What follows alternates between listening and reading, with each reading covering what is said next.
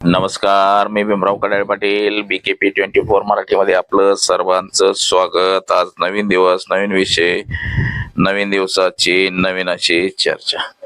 आज चर्चा घेऊन आलोय म्हणजे बघा, काल पंढरपूरमध्ये एकनाथ शिंदे गटाचे जे नेते आहेत ते असं म्हटले, जे अजितदादाचं झालंय तेच एकनाथ शिंदेचं होईल आणि एकनाथ शिंदेंनी सावध राहिलं पाहिजे.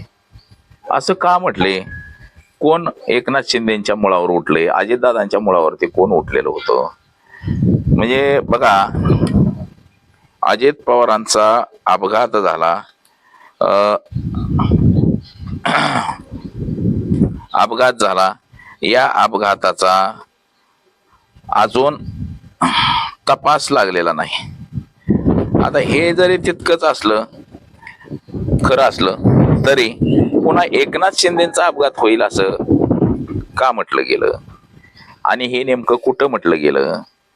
या सगळ्या गोष्टीला तर्कवितर्क आता महाराष्ट्रामध्ये ह्या गोष्टींची सगळी जोरदार अशी चर्चा सुरू झालेली आहे की आयला अजितदादांना, खरंच अजितदादांना मारून टाकलं राव, त्याचा तपास सुद्धा नाही. मग आता आपलं तरी काय कराय? मग देशातल्या मोठ्या मोठ्या लिडरांना मारलं जातंय असं काहीशी सध्या चर्चा जोरदार सुरू आहे. ती भारतीय जनता पक्ष करते असं लोकांना वाटतंय. म्हणजे भाजप ह्या सगळ्या गोष्टी घडवून आणतंय असं लोकांना वाटतंय आणि ते खरंही तितकं असू शकतं. त्या गोष्टींना अमित शहा असेल, हे असेल, या सगळ्यांवरती नावं घेतली जातात. तर नेमकं हे कोण म्हणलं, काय म्हटलं, कधी म्हटलं, या सगळ्या विषयाची आज आपण चर्चा करणार आहोत. आपण हा संपूर्ण व्हिडिओ पाहिला तर आपल्या लक्षात येईल की कोण म्हटलं, कधी म्हटलं, कसं काय म्हटलं आणि ह्याच्यावरती प्रतिक्रिया काय आल्यात. महाराष्ट्रभर वादंग उठले, देशभर ही चर्चा झाली. तर नेमका काय प्रकार, हा संपूर्ण व्हिडिओ बघितला तर आपल्या लक्षात येईल. आणि आपण जर चॅनलवरती नवीन असाल तर चॅनल पटकन आपण सबस्क्राईब करावा, ही सर्वांना विनंती. म्हणजे आपल्याला नवनवीन व्हिडिओ पाहता येतील. एकदा सबस्क्राईब केलं ते नंतर फक्त थंब दाबायचा, अंगठा जो दाखवला जातोय वरती असा तो दाबायचा. आणि चला चर्चेला सुरुवात करूया.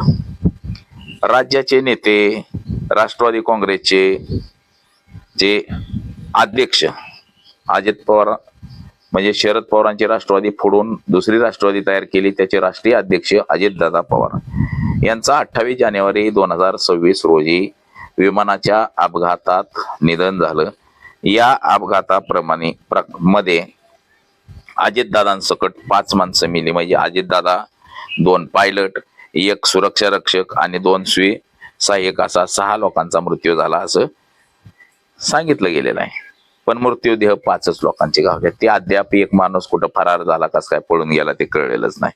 आणि ह्याच चौकशी, साधा गुन्हा सुद्धा दाखल करून घेतला नाही बारामती पोलीस स्टेशनच्या आवारामध्ये की बाबा चला गुन्हा दाखल करू, असं सुद्धा नाही झालेलं. ह्याचा तपास सुद्धा झालेला नाही. म्हणजे ह्यामध्ये फार मोठी अशी लॉबी आहे अजित पवारांना मारण्यामध्ये. हे सगळ्या महाराष्ट्रात मध्ये सगळेजण करतात, म्हणतात आणि हळहळ व्यक्त केली जाते अजित पवारांबद्दल की अरे अजितदादा चांगला माणूस होता राव. लोक रडत होते मोठ्या मोठ्याने. आता चौकशीमध्ये AAIB च्या प्राथमिक अहवालामध्ये काय सांगितलं गेलेलं आहे, विमान पहिल्यांदा लँड करू शकलं नाही, दुसऱ्या प्रयत्नामध्ये ते कोसळलं गेलेलं आहे आणि दृश्यमानता 2000 मीटरवर होतं ते. आणि कॉकपिट मध्ये अपघातापूर्वी ओ आणि शेट असा आवाज रेकॉर्ड झालेला आहे. म्हणजे फ्लाइट डेटा रेकॉर्ड उष्णतेमुळे तो खराब झालेला आहे. त्याचा जो ब्लॅक बॉक्स होता, हा असं सांगितलं जाते की 4 दिवस जर विमान जळलं आणि त्यात ब्लॅक बॉक्स राहिला तरी तो खराब होत नाही. आणि ज्या वेळेस पाण्यात जर पडलं विमान, कितीतरी वर्ष पाण्यात राहिलं विमान, तरी तो ब्लॅक बॉक्स पाण्यात राहिला तरी तो खराब होत नाही असं सांगितलं जाते. आता ह्याच्यामध्ये बाब अशी झालेली आहे की अजित पवारांच्या विमानाचा अपघात व्हायच्या 5-6 दिवस अगोदर या विमानाची कॅपॅसिटी जेवढ्या माणसांची तेवढ्या माणसांचा 50-50 कोटीचा विमा उतरवलेला होता सगळ्यांचा. म्हणजे हे ठरवून सगळ्या गोष्टी केलेत असं काही जणांचं मत आहे आणि ठरवून केलंय म्हणूनच या प्रकरणाची साधी 4 ओळीची एनसी सुद्धा नोंदवली गेलेली नाही. राज्याचं गृह विभाग देवेंद्र फडणवीस म्हणजे भारतीय जनता पक्षाकडे आहे, केंद्राचा सुद्धा भारतीय जनता पक्षाकडे आहे आणि म्हणूनच ही केस घेतली गेलेली नाही. त्यावेळी जिल्हा परिषदेचा प्रचार होता, अजितदादाच्या 4-5 सभा होत्या बारामती परिसर, इंदापूर परिसरामध्ये आणि त्याच्यासाठी ते संध्याकाळचं गाडीनं निघालं होतं बायकार अजितदादा. त्यानंतर अचानक प्लॅनिंग बदललं की ह्यानं जाऊ म्हणून, इमानानं जाऊ आणि इमान ठरवलं आणि ते इमान गुजरातवरनं आलेलं होतं, दुसरंच इमान आलं. म्हणजे आता बघा देशामध्ये विमान पाडून नेते मारायचं ही एक सत्र जोरदार सुरू आहे. विमान पाडायचं, नेता मारून टाकायचा आणि म्हणायचं विमान अपघात झाला, आम्ही त्याला काय करू शकतो. आता या सगळ्या गोष्टी झालेल्या आहेत. म्हणजे अजितदादाचा मृत्यू झालाय, अजितदादाच्या मृत्यूची साधी चौकशी सुद्धा केली जात नाही, हे विशेष आहे. म्हणजे विशेष आहे सगळं, चौकशी सुद्धा केली जात नाही, हे भयानक वास्तव आहे आपल्या देशातलं. अजितदादानं बारामतीमध्ये अनेक पोलीस स्टेशन बांधली, शरद पवारांनी विमानतळ आणलं, अख्खी बारामती सुधारवण्यात शरद पवार अजित पवारांचं योगदान आहे आणि त्यांच्याच मृत्यूची साधी यांची सुद्धा त्या गावात दाखल होऊ शकत नाही. म्हणजे हे किती गांभीर्यबद्ध गोष्ट आहे बघा. आता एकनाथ शिंदेच्या मागे का लागले हे सगळे तर ते सुद्धा आपण बघूया. महाराष्ट्रामध्ये उद्धव ठाकरेंच्या शिवसेनेमध्ये भूकंप घडवला.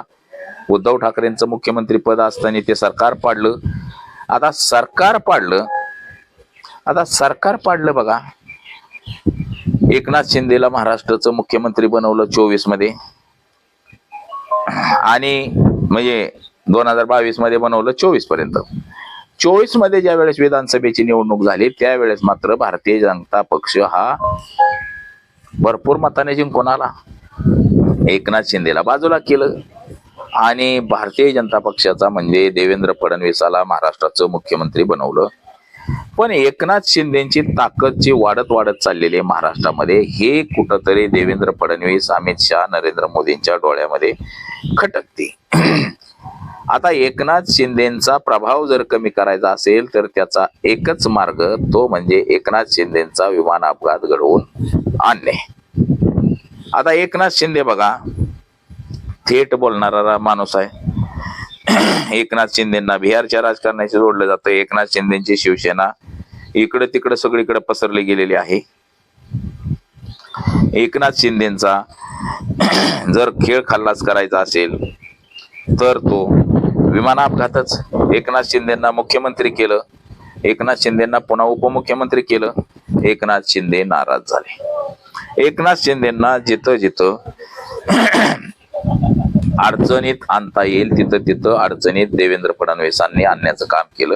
परंतु एकनाथ शिंदे सुद्धा भाजपला जिथं अडचणीत आणता येईल, कोंडीत पकडता येईल, भाजपला बाजूला ठेवून आपला तिथं अध्यक्ष, सभापती, महापौर, उपमहापौर काय नेमता येईल तो प्रयत्न एकनाथ शिंदे करतायत.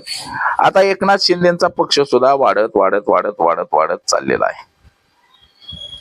एकनाथ शिंदेचा पक्ष जर मोठा होत गेला तर महाराष्ट्रामध्ये भाजप पुन्हा बारका होईल.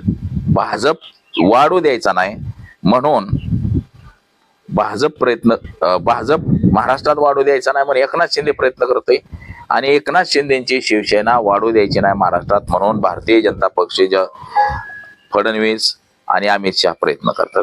परंतु एकनाथ शिंदेची शिवसेना ही वाढतच चालली आहे. आता ऑपरेशन टायगर मध्ये 6 खासदार हे एकनाथ शिंदेच्या शिवसेनेमध्ये जाणार आहेत, ठाकरे गटाचे असं सांगितलं जाते. मग एकनाथ शिंदेचे पहिले 7 खासदार आणि हे 6 आले, 13 खासदार एकनाथ शिंदेच्या शिवसेनेचे होतात आणि भारतीय जनता पक्षाचे 9 खासदार होतात. मग महाराष्ट्रामध्ये मोठा भाव एकनाथ शिंदेच होतोय खासदारांमध्ये. त्यामुळं एकनाथ शिंदेचं ऑपरेशन टायगर हे हळूहळू कमी करण्याचा प्रयत्न देवेंद्र फडणवीस करतात आणि हे होताना आपल्याला दिसत नाही. बघा एकनाथ शिंदेंनी अनेक वेळा देवेंद्र फडणवीस भाजपवरती सुद्धा टीका टिप्पणी केलेली आहे निवडणुकीच्या कार्यकाळामध्ये. आणि एकनाथ शिंदे आता थांबणार नाही असं एकंदरीत आपल्याला दिसतंय. म्हणून एकनाथ शिंदेना जे मानणारा काही वर्ग आहे, एकनाथ शिंदेचे जे कार्यकर्ते आहेत, त्या कार्यकर्त्यांनी अशी काळजी उपस्थित केली की बऱ्याच जणांनी एकनाथ शिंदेना सांगितले की साहेब आपल्या जीवाला धोका आहे, आपण विमानामध्ये बसताना ते विमान कोणाचं आहे, ड्रायव्हर कोण आहे, आपल्या पट्टीतलं आहे का, हे सगळं बघून तुम्ही त्या विमानामध्ये बसा, किंवा तुम्ही ज्या गाडीनं चाललेला आहे तो ड्रायव्हर कोण आहे, कुठल्या रोडनं चाललाय, कुठं जाणार आहे हे सांगा. नियोजित मध्ये एखादा दौरा असेल तो अचानक रद्द करा, दुसरीकडे जावा. बघा कालच एकनाथ शिंदेंनी नवी मुंबई मधला जो मोठा कार्यक्रम होता त्या कार्यक्रमाला दांडी मारली. म्हणजे नावं नव्हतं परंतु गेले असते, परंतु दांडी मारली, दुसऱ्या कार्यक्रमाला जाणं पसंत केलं. म्हणजे अजितदादाचा घात झाला हे सगळ्या नेत्यांना माहिती आहे. एकनाथ शिंदेच्या सुद्धा लक्षात आलेलं आहे की अजितदादा यांचा घातच केलेला आहे आणि आपला सुद्धा घात हे भाजपवाले करू शकतात. म्हणून एकनाथ शिंदेंनी सुद्धा आता व्यवस्थित म्हणजे सगळ्या गोष्टी बघून करतायत. तर हेच कार्यकर्त्यांनी एकनाथ शिंदेंना सांगितलेलं आहे, एक तर विष प्रयोग होईल, विमान अपघात होईल किंवा काहीतरी करतील हे. म्हणून एकनाथ शिंदे यांचा जो कार्यकर्ता आहे, कार्यकर्ता म्हणजे सोलापूर जिल्ह्यातल्या माळशिरस तालुका पंचायत समितीचे सभापती बघा नेमगाव म चे सुपुत्र यांनी हे विधान केलेलं आहे. दत्तात्रय मगर हे सध्या त्या ठिकाणी सभापती आहेत आणि त्या सभापतीने हे विधान केलेलं आहे की एकनाथ शिंदे यांचा घात होऊ शकतो. आता हे सदस्य नेमकं बघा, दत्तात्रय रावसाहेब मगर, पक्ष शिवसेना गट, नेमगाव म गाव, एकूण पंचायत समितीला बघा 12 सदस्य निवडून आलेले होते. त्यामध्ये शरद पवारांच्या आता बघा सभापती निवडीमध्ये मोहिते पाटलांनी या मगर महोदयांना सभापती केलं आणि उपसभापती शरद पवारांच्या राष्ट्रवादी गटाचे उपसभापती झाले माळशिरसचे, म्हणजे मोहिते पाटील गटाचे. आता दत्तात्रय मगर हे निमगाव मधून 3330 मतांनी उच्चांकी मतांनी निवडून आलेले आहेत. नेमगाव गावाला पंचायत समिती सभापती पद हे पहिल्यांदाच मिळालेलं आहे. आता हे पंढरपूरला गेलेले होते. पंढरपूरला का गेले होते तर पंढरपूरला रोहित पवार हे उपोषणाला बसलेले आहेत. आणि ते उपोषणाला का बसलेले आहेत तर शेतकऱ्यांना जे देवेंद्र फडणवीसांनी जी कर्जमाफी दिलेली आहे या कर्जमाफीमध्ये जाचक अटी आहेत आणि त्या जाचक अटी रद्द कराव्या म्हणून हे रोहित पवार पंढरपूरला उपोषणाला बसलेले. त्या उपोषणाला अनेक जणांनी गाठी भेटी दिलेल्या आहेत. त्यातच हे दत्तात्रय मगर सुद्धा तिथं गेले होते आणि तिथं त्यांनी भाषण केलं जोरदार असं की अजित पवारांचा घात झाला, अजित पवारांच्या प्रकरणाची साधी चौकशी सुद्धा केलेली नाही देवेंद्र फडणवीसांनी. म्हणजे टीका केली, एकदम जहर अशी टीका देवेंद्र फडणवीसांवरती केली गेली. आणि त्यामध्ये असं म्हणलं दत्तात्रय मगर की एकनाथ शिंदे साहेब तुम्ही सुद्धा सावध राहत जावा, जो अजितदादाचा घात जसा केला तसाच घात तुमचा सुद्धा करण्यासाठी भारतीय जनता पक्ष उत्सुक आहे आणि तुमचा घात हा विमान अपघातामध्येच हे लोक करतील तर तुम्ही सुद्धा सावध राहा. म्हणजे जसं अजितदादांचं झालं तेच एकनाथ शिंदेचं होईल असं या दत्तात्रय मगर यांनी म्हटलं. आणि असं म्हणताच ही बातमी देशभर पसरली, महाराष्ट्रामध्ये तर जोरदार पसरली. सगळ्या लोकांना वाटायला लागलं की भारतीय जनता पक्षानं घात केला, आता एकनाथ शिंदेचा सुद्धा घात करतील हे, अशी चर्चा जोर धरलेली आहे महाराष्ट्रामध्ये. म्हणजे बघा जे दादाचं झालं ते एकनाथाचं होईल असं आता चर्चा लोकांच्या मनात घर करून राहिलेली आहे. आणि त्यानंतर त्याला फटकारला असं त्यांनी दिलगिरी व्यक्त केली किंवा माझ्याकडनं चुकून गेलं, पण ते चुकून नसतं, जे मनात असतं पोटात असतं तेच पोटावरती आलेलं आहे. आणि हे या देशातल्या आणि राज्यातल्या प्रत्येक नागरिकांच्या पोटात आहे, ते पोटावरती येणं फक्त बाकी आहे अशीच एकंदरीत आपल्याला स्थिती दिसते. तर आज एवढंच. माझा सहकारी कॅमेरामन अनिकेत समी भीमराव कडाळे पाटील, BKP 24 मराठी, इंदापूर, पुणे.